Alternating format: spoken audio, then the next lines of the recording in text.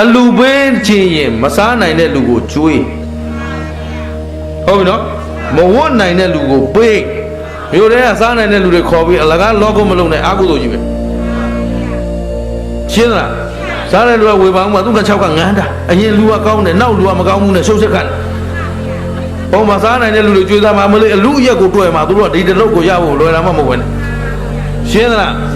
ဗမာတွေမလူတတ်လို့မွဲနေတာ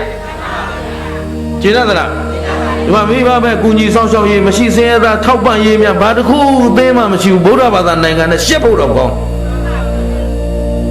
ရှင်းလားဟိုမှာ AIDS ဖြစ်နေတဲ့လူတွေအနာကြီးယောဂဖြစ်နေတဲ့လူတွေထောက်ပံ့မဲ့လူမရှိဘူးဗုဒ္ဓဘာသာတွေမေတ္တာထားလူချင်းထောက်ပံ့မြို့နဲ့ဂုံလုံးတဲ့လူတွေလုံးနေပါနဲ့အပိုတွေကြီးပဲကျုပ်မြင်တိုင်းပြောရရင်ဗမာပြည်နောက်ထပ်ဖျားကိုတည်စရာမလိုတော့ရှိတဲ့ဖျားကိုတောင်းစေအောင်ဆုံးမစား